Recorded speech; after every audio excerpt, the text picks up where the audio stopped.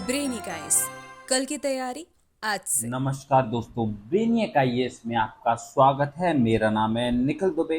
तो जैसा last class में हमने प्रिवेंटिव डिटेंशन और प्यूनिटिव डिटेंशन को समझ लिया था, so in last class we have readen article 22 which is related to the certain protection against arrest and detention. तो चलिए, तो इसी के साथ जो लास्ट क्लास में हमने आर्टिकल 22 देखा और उसी के साथ राइट टू फ्रीडम जिसमें आर्टिकल 19 से लेकर 22 तक हैं, वो खत्म हो गया ऑफ अवर फंडामेंटल राइट। जैसा हमारा पार्ट 3 चल रहा है फंडामेंटल राइट्स, तो आज की क्लास में बात करेंगे राइट अगेंस्ट एक्सप्लॉयटेशन की, जिसमें आर्टिकल 23 और आर्टिकल 24 हैं। सो राइट अगेंस्ट एक्सप्लॉयटेशन, तो आर्टिकल 23 क्या बोलता है? Article 23 puts prohibition of traffic in human beings and forced labour. जो ह्यूमन बींग्स और फोर्स लेबर की जो ट्रैफिकिंग है उसके रिलेटेड आर्टिकल है आर्टिकल 23।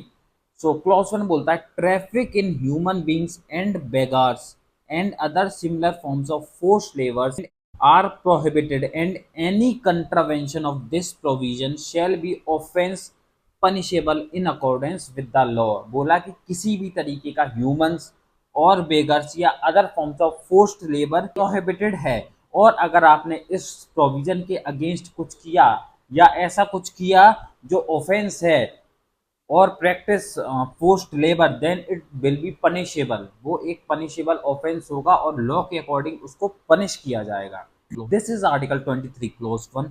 और आर्टिकल 23 क्लोज 2 बोलता है nothing in this article shall prevent the state from imposing compulsory service for public purpose and imposing such service that state shall not make any discrimination on grounds only of religion, race, caste or class or any of them। बोला कि state compulsory service impose कर सकता है अपने citizen को, जब देश को हमारी ज़रूरत होगी तब कंपलसरी सर्विस कर सकता है। जैसे इन केस ऑफ वॉर, जिसमें आर्मी की ज़रूरत पड़ती है, मिलिट्री की ज़रूरत पड़ती है, तो वो फोर्सफुली भी मतलब सिटीजन्स को रिक्रूट कर सकता है जिससे वो देश की सेवा करें। तो दिस इज कंपलसरी सर्विस। और कंपलसरी सर्विस में स्टेट डिस्क्रिमिनेट नहीं करेगा on the ground of religion, race, caste और क्लास और एनी ऑफ देम। इन ग्राउंड्स पर स्टेट डिस्क्रिमिनेट नहीं करेगा कि पर्टिकुलर रिलीजन के लोगों को लें या पर्टिकुलर रिलीजन के लोगों को डिस्क्रिमिनेट करें या कास्ट या क्लास के बेस पे डिस्क्रिमिनेट करें। अगर कंपलसरी सर्विस की ज़रूरत होगी तो सबको लिया जाएगा। आपने देखा इसमें सेक्स मेंशन नहीं है, सेक्स इज एन एक्सेप्शन, क्योंकि वुमेन्स हैं उनको भी कहीं कहीं मतलब अलग अलग उनकी समस्याएं हैं, तो जिसकी वजह से भी ऐसी कुछ सर्विसेज हैं जिसमें उनको एक्सेप्शन प्रोवाइड किया गया है। तो चलिए समझते हैं आर्टिकल 23 को। Article 23 prohibits the following activities. Traffic in human beings, इसका क्या मतलब है? Traffic in human beings refers to sale and purchase of human beings as if they are physical objects owned by a person।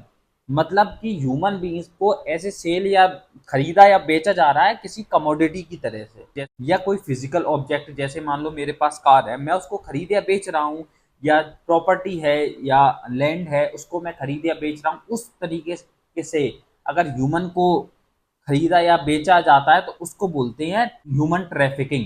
अब जो second word है begars, begars refer to make someone work against their will due to economic compulsion. Begar is a form of forced labour.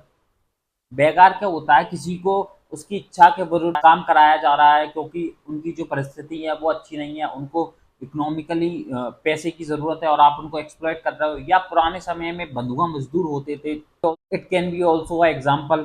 बंधुआ मजदूर क्या होते थे? जैसे किसी पर्सन एक्स हैं, उसके पिताजी ने किसी ज़मींदार से कॉन्ट्रैक्ट कर लिया कि हम आप हमें मान लो 100 रुपये दे दो, हम आपके ज़मीन पर अगले 50 साल तक काम करेंगे।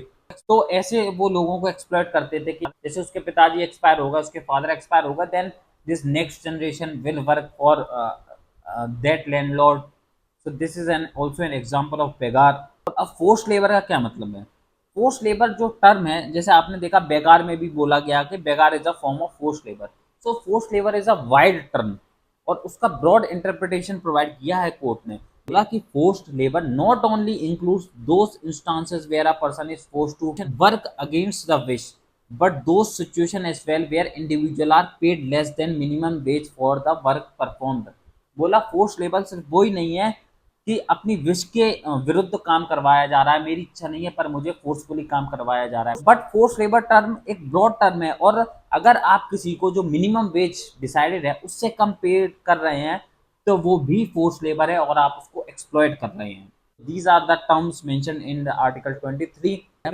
Under article 35 parliament alone have the power to make laws to provide punishment for the offences discussed above, और उसके बिना पर पार्लियामेंट ने इमोरल ट्रैफिकिंग प्रिवेंशन एक्ट 1956 लाया। आर्टिकल 35 बोलता है सिर्फ पार्लियामेंट के पास ही पावर है जो इस केस में लॉ बना सकता है, और इस बिना पर पार्लियामेंट ने immoral trafficking prevention act of 1956 लाया गया। Then Article 23 Clause 2 which talks about compulsory service. This is an exception under Article 23। जो Article 23 है कि आप किसी को फोर्सफुली काम नहीं करवा सकते, उसका एक्सेप्शन है Article 23 Clause 2, and this allows the state to enforce compulsory service for public purpose। The idea behind this provision was to keep doors open for conscription in the armed forces if the situation demands। जैसा मैंने बोला कि इसके पीछे का idea है कि जैसे देश को आर्मी की ज़रूरत हो, आर्म फोर्सेस में रिक्रूटमेंट की ज़रूरत हो, जैसा कि आपको पता है युद्ध के समय जान की हानि होती है देश में, तो उस समय क्या है जो सोल्जर्स की आवश्यकता बढ़ जाती है, इसलिए जो conscription in the arm forces के लिए इस प्रोविजन का एक्सेप्शन प्रोवाइड किया गया under article 23 clause 2। And this provision also less down grounds on the basis of which discrimination is prohibited while imposing compulsory service. बोला कंपलसरी सर्विस को impose करने के भी ग्राउंड्स दिए गए हैं कि उनके बिना पर आप डिस्क्रिमिनेट नहीं कर सकते। उसमें जैसा बोला है कि notable omission from this ground is that of sex, this is article 23 for you. और आर्टिकल 23 के बिना पर पार्लियामेंट ने और भी काफ़ी एक्ट्स लाए हैं, जैसे bonded labour system abolition act of 1976, minimum wages act 1948, contract labour act 1970, equal remuneration act 1976। These are some of the acts which parliament had enacted under article 23। Now let's come to article 24। article 24 talks about prohibition of employment of children in factories। कि जो बाल मजदूरी है, बच्चों को कम wages पर factory में जो रिक्रूट किया जाता था, जिससे कहीं कहीं ऐसी जगह होती है ना कि बच्चे जल्दी काम कर देते हैं और उनको पैसा भी कम देना पड़ता है, और कभी कभी जो माँ बाप के साथ ही बच्चों को भी काम कराया जाता है बट उनको कोई पैसा नहीं दिया जाता। तो article 24 puts prohibition of employment of children in factories and other places. और बोला गया कि no child below the age of 14 years shall be employed to work in any factory or mine or engaged in any other hazardous employment। 14 साल से कम उम्र का बच्चा किसी भी तरीके की फैक्ट्री, माइन या किसी भी हजार्डियस एम्प्लॉयमेंट में काम नहीं करेगा। तो as per the constitution maker child labour is an inhuman practice. ये एक इनह्यूमन प्रैक्टिस है। चाइल्ड लेबर से जो बच्चे होते हैं उनके जो बचपन को जीने की जो अपॉर्चुनिटी है, जो नॉर्मल चाइल्डहुड रहने की, नॉर्मल बचपना जैसे नॉर्मल बच्चों का रहता है, वो उनसे छीन ली जाती है, जिससे उनकी जो ग्रोथ है and his wellbeing is affected. इसके लिए पार्लियामेंट ने child labour regulation and prohibition act of 1986 enact किया, that bans the employment of childrens in hazardous occupation. बोला कि हेजार्डस ऑक्यूपेशन में बच्चों को एम्प्लॉयमेंट नहीं दिया जाएगा under child labour regulation and prohibition act 1986, और एक एज डिसाइड कर दी गई। और बोला कि बच्चों को सामान्य बचपना का भी अधिकार है, ये उनका फंडामेंटल राइट है, ये उनसे कोई नहीं छीन सकता।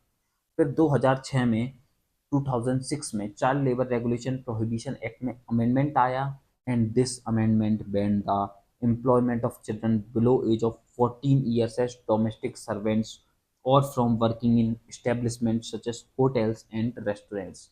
जैसे चाइल्ड लेबर रेगुलेशन एक्ट 1986 ने बोला कि बच्चों का जो एम्प्लॉयमेंट हेजार्डियस ऑक्यूपेशन में बैन है। और जो अमेंडमेंट आया 2006 में, उसने बोला कि जो 14 साल से कम बच्चे हैं, हेजार्डियस ऑक्यूपेशन नहीं, उनका एम्प्लॉयमेंट बैन है even as domestic servants or working in establishment such as hotels and restaurants. यहाँ पर भी 14 साल से कम बच्चे काम नहीं कर पाते। तो आप देखते हैं जो छोटू आप बोलते हैं ना, चाय की टपरी पे काम कर रहा है या किसी होटल में, वो हो सकता है वो घर का बड़ा हो इसलिए वो काम कर रहा हो, उनका बचपना छिन चुका है, अब छोटू छोटे नहीं रहे। इन 2016 एक और अमेंडमेंट आया which identified a new category in the form of adolescent aged between 14 to 18 years। जब 2016 में अमेंडमेंट आया और उसने बोला कि जो 14 से 18 साल के बच्चे हैं वो भी किसी हजार्डियस ऑक्यूपेशन में काम नहीं कर सकते। 14 से 18 साल के जो एज ग्रुप के लोग हैं वो भी हजार्डियस ऑक्यूपेशन में काम नहीं करेंगे। And this amendment also made an exception for childrens engaged in family related activities and entertainment industries, कि जैसे जो बच्चे फैमिली रिलेटेड एक्टिविटीज़ में इन्वॉल्व हैं या मूवीज़ में इंटरटेनमेंट इंडस्ट्रीज़ में हैं तो वो एक्सेप्टेड हैं, क्योंकि वो एक अच्छी फैमिली के बच्चे करते हैं वो काम, तो उनका जो मतलब उनका बचपना उनके माँ बाप उनसे नहीं छीन रहे हैं। तो it is an exception that children engaged in family related activities and entertainment industries are accepted from this provision। फिर एक केस आया MC Mehta versus union of India case. उसमें क्या बात किया गया, एक शिवकाशी तमिलनाडु में फायरवर्क्स के लिए जाना जाता है, आपने भी सुना होगा, जो पटाखे बनते हैं फायरवर्क्स बनते हैं वो शिवकाशी तमिलनाडु में बनते हैं। क्या हुआ था, उस उन फायरवर्क्स फैक्ट्री में बच्चे काम करते थे, छोटे छोटे बच्चों से काम करवाते थे कम वेजिस पर पटाखे बनाने में। तो एमसी मेहता केस में कोर्ट ने आर्टिकल 32 को इन्वोक किया और बोला कि जो बच्चे फायरवर्क्स के और मैचेस माचिस की इंडस्ट्रीज में इन्वॉल्व हैं वो एक हजार्डियस ऑक्यूपेशन है और उसमें बच्चों का किसी भी तरीके से इन्वॉल्वमेंट नहीं होगा। So in F C Mehta versus union of India the petitioner invokes Article 32 and petition the court to intervene in case of children engaged in manufacturing of matches and fireworks in Shivkashi, Tamil Nadu। The court qualified this industry as hazardous in nature and ordered suspension of any activity involving children with immediate effect। The court even referred to provision under Article 39 Clause E and 39 Clause F, stating that it is a responsibility of the state to ensure that children are allowed to develop in healthy manner and are not forced to work at those places that are unsuited to their age and strength। Court ने बोला कि ये industries हैं matches and firework industries, they are classified as hazardous industries और उसमें किसी भी तरीके के अगर बच्चे काम करें हैं तो उसको सस्पेंड कर दिया जाए विथ इमीडिएट इफेक्ट। और कोर्ट ने आर्टिकल 39 क्लॉस ई और 39 क्लॉस एफ की बात करते हुए बोला कि स्टेट की रिस्पॉन्सिबिलिटी है कि जो स्टेट में रहने वाले बच्चे एक हेल्दी मैनर में डेवलप हों और किसी भी ऐसी जगह काम ना करें जो उनकी एज और स्ट्रेंथ को अनसूटेड हों। तो this is MC Mehta versus union of India case. और इसी के साथ जो हमारा आर्टिकल 23 और आर्टिकल 24 समाप्त हुआ और राइट अगेंस्ट एक्सप्लॉयटेशन भी हमने समझ लिया कि राइट अगेंस्ट एक्सप्लॉयटेशन के आर्टिकल्स में क्या क्या मेंशन है। So friends, this is for today's lecture from Brainiac IAS. I hope the lecture is productive for you. और अगर आपने हमारा चैनल अभी तक सब्सक्राइब नहीं किया है तो सब्सक्राइब करो and share with your friends who are preparing for competitive examinations. And friends, don't forget to provide your feedback. Thank you.